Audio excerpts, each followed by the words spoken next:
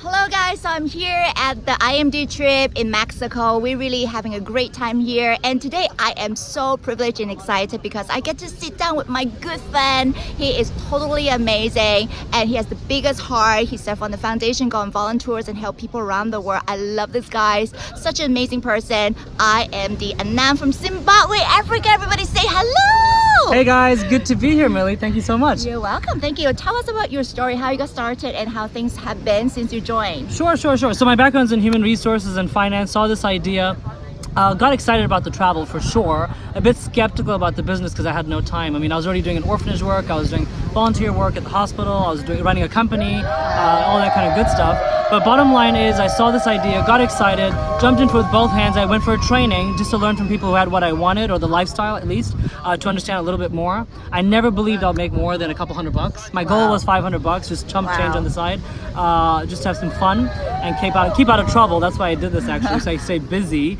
And what happened is I hit the $1 million LTE ring this year, June actually, and got excited. You know, life is about choices. And there's a struggle in Zimbabwe, in Africa, and it's generally the case in Africa, but Zimbabwe more so because of the financial situation, the political situation.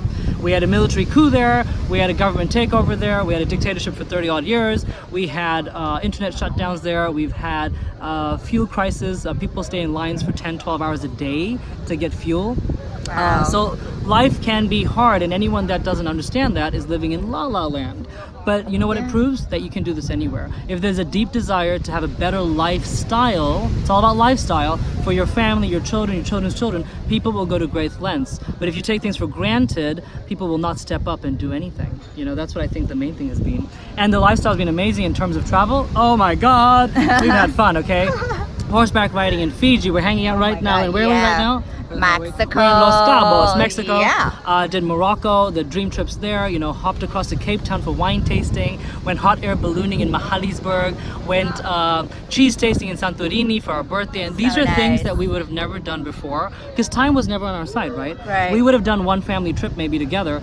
Now we're doing like, you know, tons. Like I travel 6 months a year now, minimum. Wow. And I work at home 6 months a year. So amazing. Very good. Yeah. So now you were telling me something about your country, like something about the US currency. What was that exactly? So what's happened in Zimbabwe in the past month and a half or whatever has been they've banned the US dollar currency in terms of trading with it and using it openly. So bottom line is it makes people very fearful of the US dollar, but we've been through so much in Zimbabwe, through the history of Zimbabwe, from military coups to shutdowns to all these weird things, and our currency, Zimbabwean dollars, does not operate outside the borders of Zimbabwe. In other words, in the whole world, it's probably the only country, or one of the few countries, that's a monopoly money. It's just fake money. Wow. So you can't use the US dollars to trade for business, and you cannot use the Zimbabwe dollar outside the borders of Zimbabwe. Wow. So it makes it a very interesting dynamic.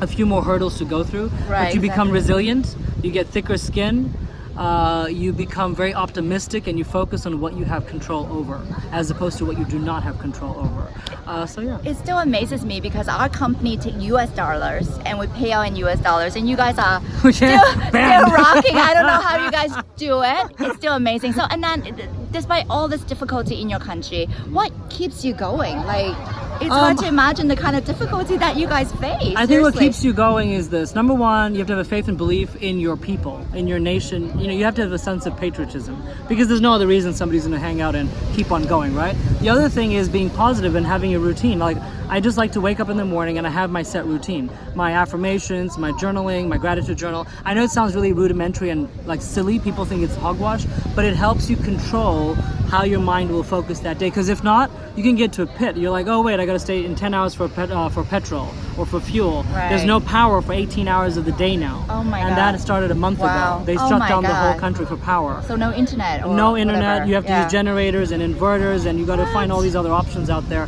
So you have to make a lot of plans to have a normal life.